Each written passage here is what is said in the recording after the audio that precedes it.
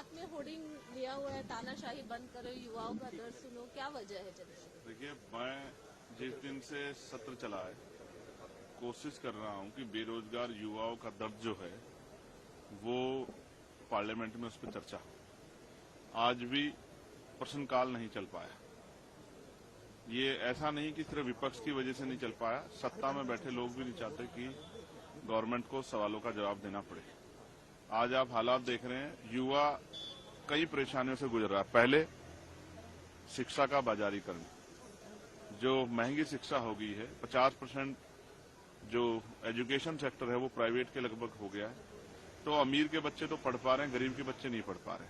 उसके बाद भर्ती प्रक्रिया में जिस तरह की खामियां हैं वो भी किससे छिपी हुई नहीं है।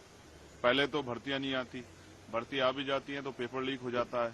फिर उसमें एक भर्ती जो शुरू होती है उस 1.5 से 5 साल तक वो भर्ती प्रक्रिया चलती रहती है। ऐसे में नौजवानों का दम घुट रहा है और इस देश का युवा, जो इस देश की रीढ़ है, अगर वो कमजोर पड़ जाएगा, वो अपने पैरों पर नहीं खड़ा हो, तो देश कैसे आगे बढ़ेगा। इसलिए मैं कह रहा हूं कि सरकारों ने जो तानाशाही करके नौजवानों का दम घोटने काम किया, उनके सपनों को कुचलने का काम किया, वो तानाशाही बंद होनी चाहिए। और बेरोजगार नौजवानों का दर्द है वो सरकार को सुनना चाहिए। कब मिलेगी नौकरी? 40, 35, 36 साल की उम्र में जाके नौकरी मिल रही है, 32, 34 साल में। जितनी दिनों बाद नौकरी मिल रही है, उसके बाद वो इतनी जल्दी रिटायर हो जा रहा है। तो ऐसे में तो जो है नौजवान अपने पैरों पे नहीं खड़ा हो पाएगा, तो ये देश तरक्की कैसे करेगा। इसलिए नौजवानों के दर्द के लिए आज मैं, क्योंकि सदन नहीं चल रहा है, तो सदन के बाहर ये तख्ती लेके खड़ा हूं कि नौजवान युवाओं का दर्द समझा जाए और उनके जो है, जैसे 6 महीने में अगर कोई किसी जगह पे सीट रिक्त होती है, चाहे असेंबली की हो या पार्लियामेंट की, तो चुनाव होते हैं, लेकिन बैकलॉग क्यों नहीं भरा जाता। अभी यूपी पीसीएस का जो है नॉर्मलाइजेशन को लेकर विरोध हुआ।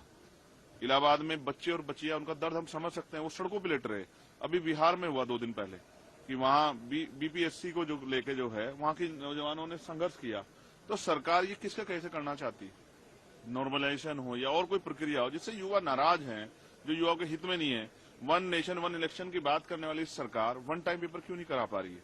तो इस डबल इंजन की सरकार में जो नौजवानों का दम घुट रहा है, वो जो आत्महत्या कर रहे हैं, इसको लेकर मैं चिंतित हूं। एक युवा होने के नाते मैं उनके दर्द को आपके माध्यम से देश के सामने रखना चाहता हूं, सरकार के सामने रखना चाहता हूं कि सरकार जो उनके दर्द को सुने और उनकी परेशानियां कम करने का काम करे। लेकिन सबसे चिंता का विषय ये है कि इतने दिन हो गए, अभी तक सदन नहीं चल पाया है सुचारू रूप से। आज भी एक बार फिर ऑपोजिशन जो है वो आकर यहाँ पर नारे लगाए, उन्होंने मोदी अडानी भाई भाई इस तरीके के नारे लगे, हर रोज हो रहे।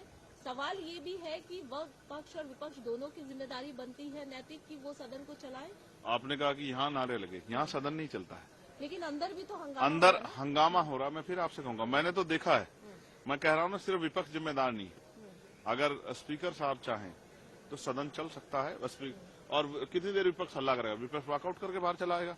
लेकिन मैं कहता हूं मिले जुले तौर पे सदन नहीं चला जा रहा। ये दोनों की नैतिक जिम्मेदारी सदन चले। इसमें मैं जिस क्षेत्र से आता हूं उस क्षेत्र की डिमांड्स रखनी है मुझे, उस क्षेत्र के सवाल उठाने हैं। रोज मौके आते हैं, सदन न चलने के कारण चले जाते हैं। नगीना के लोग परेशान है, वहां का नौजवान, वहां के किसान, वहां की महिलाएं। आज जो है, जो फर्स्ट क्वेश्चन था वो मानव और पशु के संघर्ष पे था। मैंने इस पर सप्लीमेंट्री लगाई थी कि मेरे यहाँ गुलदारों से बहुत लोगों की जान गई है। उत्तर प्रदेश में भेड़ियों ने बहुत सारे लोगों की जान ली है। तो उस पर सरकार से जवाब मांगना था, लेकिन सदन नहीं चला। तो क्या करूं, किसको दोष दूं? मैं समझता हूं कि दोष देने से कुछ फर्क पड़ेगा। हमें अपनी ड्यूटी करनी है। इसलिए हम तख्ती ले खड़े हैं कि जो काम अंदर नहीं हो पाया वो बाहर आपके जरिए उसके बाद जो है सरकार तक और देशवासी तक पहुंचे।